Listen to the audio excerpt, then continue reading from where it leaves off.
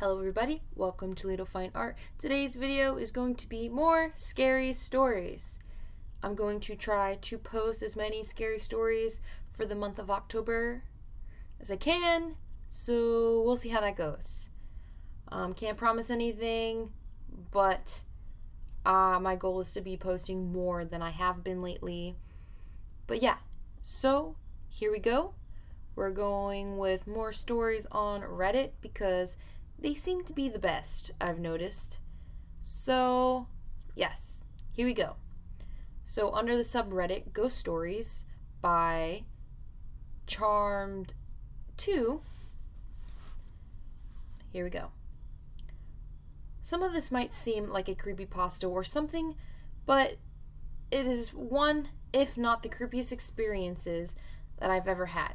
This all happened a couple years back while I was living with my best friend and his family. Everything was fine at first, nothing weird would happen, or at least not more than usual.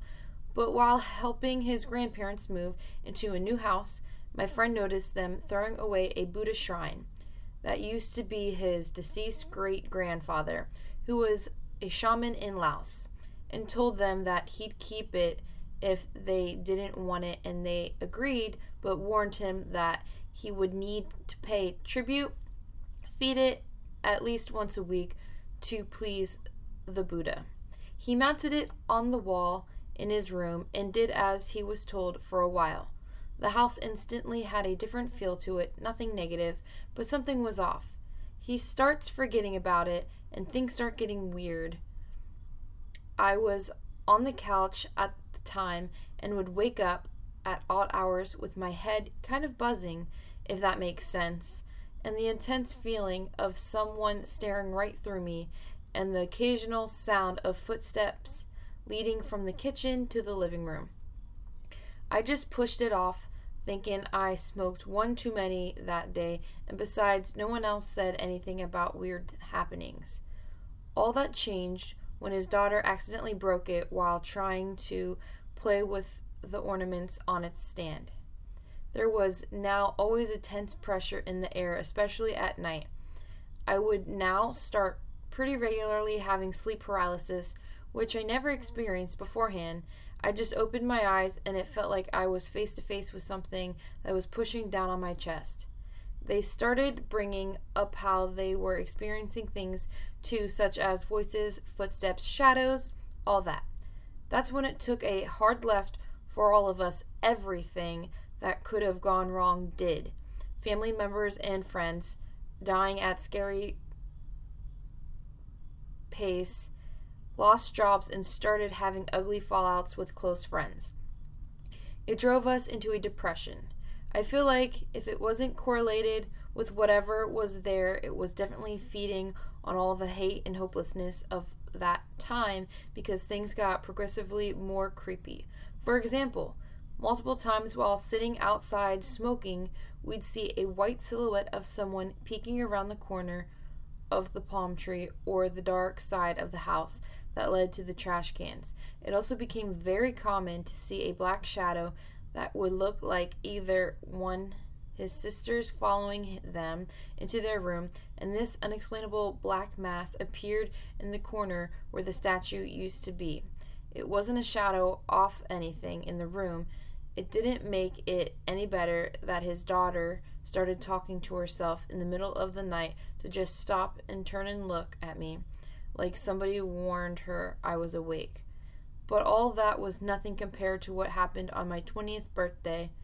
We had a little party in the backyard. It's me, my friend, roommate, and now ex-friend, who's some kind of native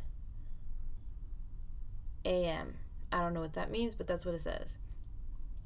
We end up sharing ghost experiences, and as we're explaining to the native friend about the doppelganger, when we swear we see my roommate's sister opening the door and go in her room, but a minute later from the same direction she walks out to hang out with us. She says she was watching TV in the living room, so we tell her what we saw, laugh it off, and go back to her room to sleep. We hear footsteps behind us, turn around to see the white ghost staring at us in the corner behind our pigeon dove coop. Do the obligatory, you saw that, right? Look, then turn around to face the house again, and there's this dark shadow of I can only describe as a guy with a weightlifter's body and a weird horn-looking head. It was there for a good second before vanishing. Instantly, this charm that my native friend had that was filled with sage and other spiritual herbs like that started to rattle, and we started tripping out. We know it's not in our heads at this point. He insists that we go to his house so his mom can bless us, but I have to get my phone and shoes in the room. We all go together, and when I turn on the light, the black mass in the corner of the room is blacker than anything I've seen and moves from the top corner to the floor, then disappears. We get out the house ASAP and start walking toward his house. We got to the halfway point by a canal when his glass charm just pops out of nowhere.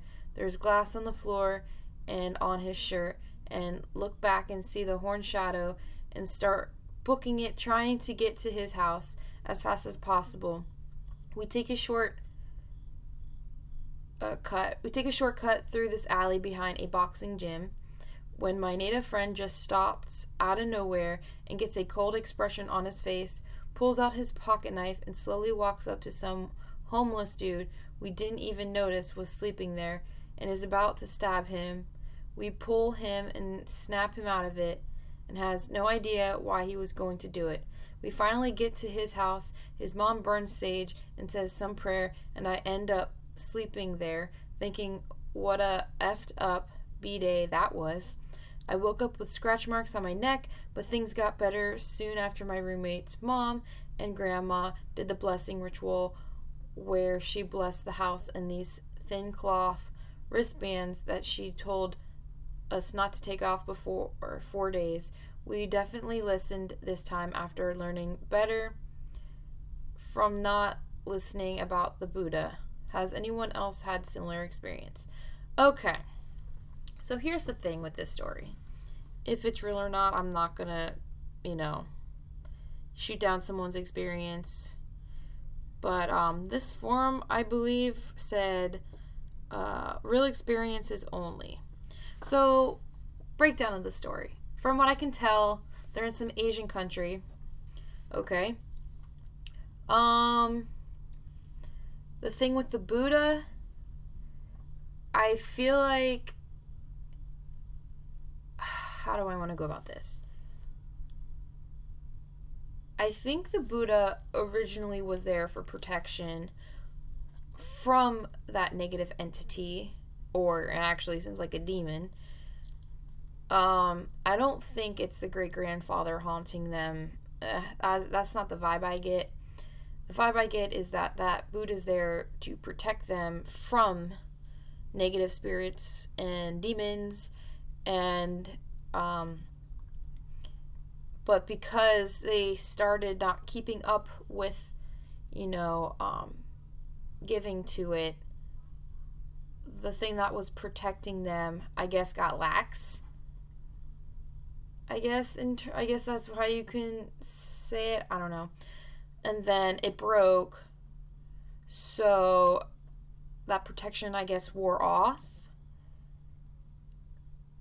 Then, because of that, the negative energy, the demonic entity was able to, take advantage of that and pretty much haunt them. Scratches, waking up at night, the guy holding the knife and about to do something he didn't realize he was doing. That's demonic possession. I'm not very familiar with some of the Asian, mythology or, I guess, their religion and all the stuff that they believe in, because obviously it's different from what we believe here in the United States. But, yeah. I don't know. It just feels I don't know, it just feels off to me. But yeah, that's just my input, I guess. So, I mean, obviously, I'm not very well. What do you want to call it? I have no experience with this type of thing, and I guess that type of religion. So, I guess my input isn't very good. I'm just giving you my opinion, really. So, don't hold me to it. Could it possibly just be a negative entity, like an earthbound spirit? It's possible. It's possible that there's a multiple of things, but it screams demon to me. Let me look at the comments real quick. Da-ba-ba-ba. But yeah, usually when you have dark masses like that, like shadow people, usually that indicates hatred and evil. And the blacker it is, the eviler it, could be. Again, I'm just going based off what I've learned. So, I mean, sometimes people say that shadow figures are just earthbound spirits, or some say they're aliens, or someone from a different dimension trying to get in contact with us. But I believe it's evil. Nothing good of it. Nothing good will happen from it. So yeah, that's my little input on that. Now, next story. Boop boop boop boop boop boop boop. We will go with. There's some creepy stuff on these Reddits, dude. Alright. This one's by Lame Cactus. Very interesting name. I do say so myself. This one's called The Creepiest Effing Thing Just Happened to My Friend, Wondering if it had happened to anyone else. Okay, so this is very choppy in how it's written. So bear with me. So, a little backstory. My friend had like 3 other roommates, and a couple of weeks ago, he felt really creeped in his house. So he felt creeped out in his house with bad vibes. So he saged it to try to keep bad vibes out. So basically that night, him and one of his roommates have a really creepy ass nightmare. His was specifically about a disembodied voice talking through his computer monitor, saying murdery stuff. So, fast forward to last night after I left hanging out with him, he calls me at 1 a.m. freaking out, super shook up, telling me that they are just watching TV on Hulu and the network error screen came up on his TV. All the sound shit off, and a effing creepy old man's voice came over the TV saying, "I'm so tired of you guys trying to push me out. If you keep trying to get me out, I'm going to have to do something to you. I'm going to do something to you that you don't want me to do." And I guess other really scary stuff. And the whole time he's trying to turn off the TV, even pressing the power button on the TV, and nothing happened. It kept talking. Rather, when it ended, it went back to what they were watching and everything was normal. But it really freaked them out, and rightfully so. I'm convinced it was a ghost that was pissed.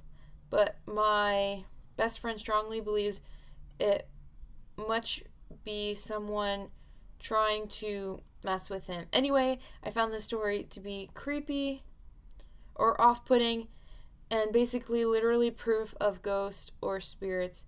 Yikes. Anyone else have creepy voices talk to them through electronics?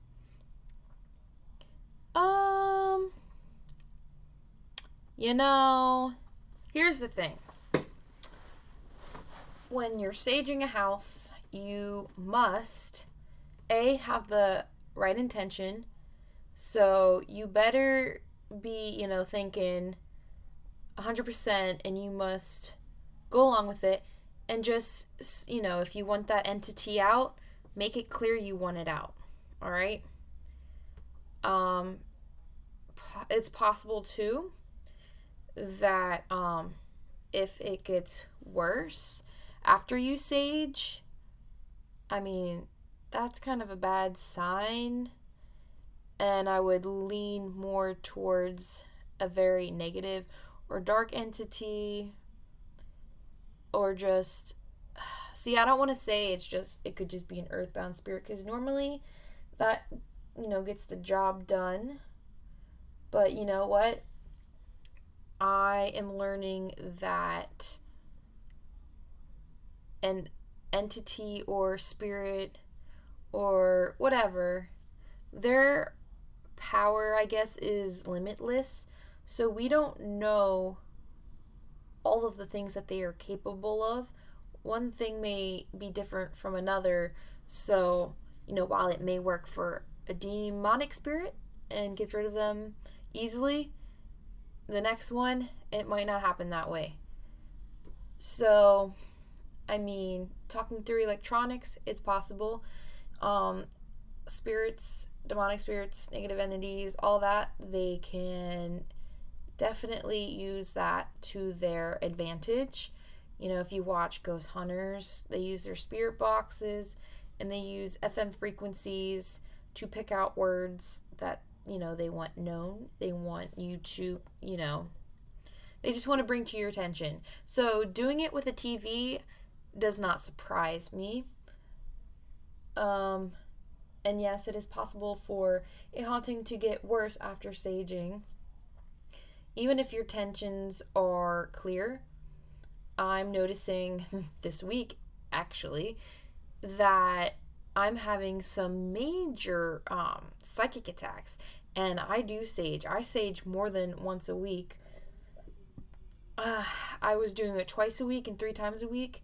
But for some reason, it seems to be getting worse with my psychic attacks. And saging is just not doing it anymore. My crystals, they're not quite doing it anymore. So I gotta step it up, and eventually that won't help anymore. There's just some things you just can't deal with, and you have to be mentally strong to be able to deal with it. Because ultimately, they will only win if you let them. So if you feel a ton of fear, they love that. So the less fear you can feel, the less they are able to, scare you and take advantage of you and haunt you, I guess you can say. So, yes, that's my little input on that. Let's go to another story. Bear with me. Okay, this one's called Working at a Haunted Middle School by Campier72. So, a little backstory. I am a part-time custodian for the town that I live in and only work when I am needed. I have pretty much worked at every school in the district, including the middle school that I attended. It's a fairly old school built in the early 60s and is actually being torn down in about a year to make room for the new middle school that will be replacing it. I love that school and never want to see it go, but it's kind of a dump. But every time I get the opportunity to go back and work there again, I always accept. I have always been a firm believer in ghosts and have had a handful of experiences, but had never experienced anything at that building before, until last winter. I was working at 3-night stint at the old middle school on the second floor from about 2 p.m. to 9 p.m. Quite frankly, I didn't need 7 hours to go about the nightly routine of cleaning, but I was fine with that. On the first night, I went about my business, knowing I could pace myself, but was still flying through my work. I'm not overly social when I work night shifts. I actually like them better because most people are gone by 5 p.m. and I can just have my headphones in and listen to music, podcasts, etc. It was probably about 5 p.m. when I was sweeping classroom floors in the science wing. All the doors were shut and locked, which is mandatory in the science wing, with lights shut off in the rooms, meaning that all the teachers had gone home for the night. Now, this detail is important. I have a system when it comes to cleaning rooms, and it's very simple. When I've done everything that needs to be done in a room, I shut the lights off in that room. But when I know that I have to go back into a room for whatever reason, whether it's to be a stain on the floor that needs to be mopped or a rug that needs to be vacuumed, I leave the lights on in that room as a reminder to go back in at some point. There was one room in that wing that needed a wet mop pretty badly, so I left the lights on and the door open and figured when I was cleaning the bathroom floors in that wing later on, I would make a stop in that room and give it a quick mop. At this point, it's probably around 7 p.m. and I have just finished taking a break with my coworker Jeff, who works on the first floor. I go upstairs to my closet and gather my bathroom cleaning supplies. About 30 minutes later, I make my way back to the science wing to clean the bathroom and classroom floor.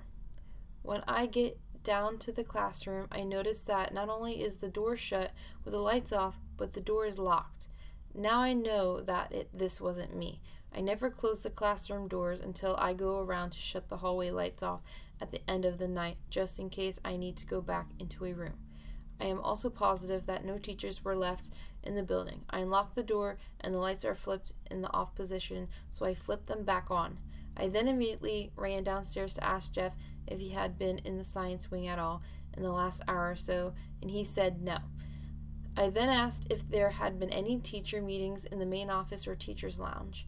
The answer was also no. I told him what happened, and he wasn't surprised at all, saying that he thinks that the building is haunted. We talked for another minute or two, and I went back upstairs to the classroom, and what do you know? The lights are off again. I always try to debunk every experience that I have, but I cannot for the life of me think of anything that would have caused these things to happen. It was the middle of December, and the building was always cold, so there were no windows open, and I made sure of that. I have no explanation for the lights flipping off twice, and no explanation for the door locking on its own. I walk around the entire upstairs, looking in every classroom, trying to find any sign that some teachers could have still been in the building, but I found nothing. I went back to mop the classroom floor and finish the rest of my work for the night.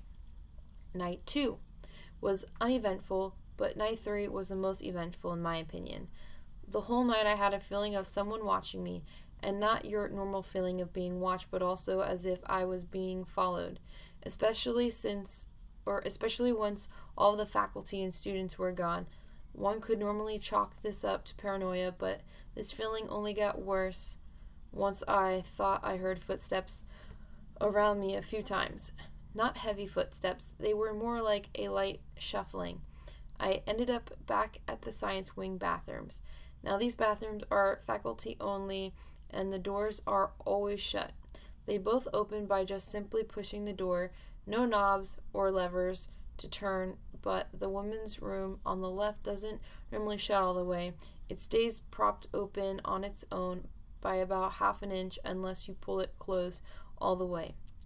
I always start with the men's room on the right. I go in and out of the boys' room a few times to grab things off my cart. At one point, I open the boys' room door and take 2 or 3 steps in when suddenly the door to the girls' room slammed shut. It wasn't just a normal slam. This was loud to the point where I jumped and I don't scare easy. I go back into the hall and the door is shut. I open the door to the girls' room, certain that nobody is actually in there, but just to be safe, I do my normal, "Hello, is anybody in here?" Custodial needs to come in with the door just cracked open. No response. I open the door fully and both stalls are open and there is no one inside. I lean back into the hallway and shout for Jeff thinking he somehow pulled a prank on me, slamming the door and then running into a nearby classroom. But then it occurred to me, these bathrooms are pretty far removed from any classrooms in both directions. If it was Jeff or a kid playing a prank, I would have seen them. A few seconds after shouting to whomever may have been listening, I swear I heard faint whispers. The problem was I couldn't tell what direction they came from. It was like they were all around me.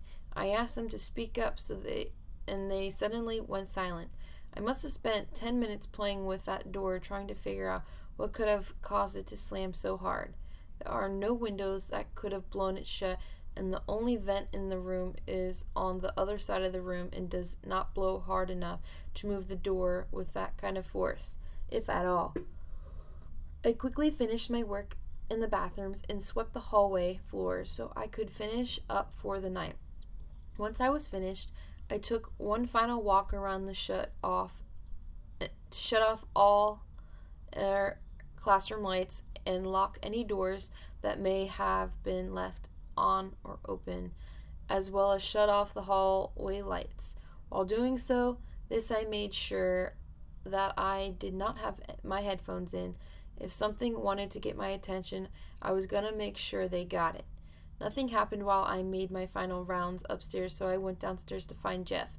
I asked him about the bathroom door slamming and where he was around that time.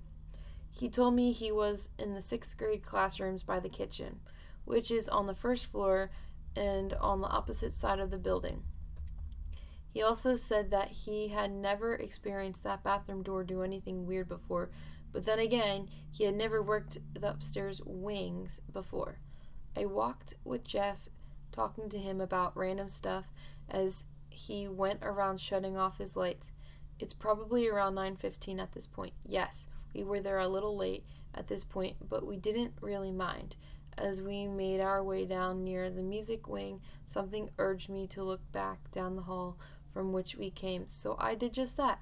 I turned to look, and I still get chills and smile like a madman when I think about what I saw.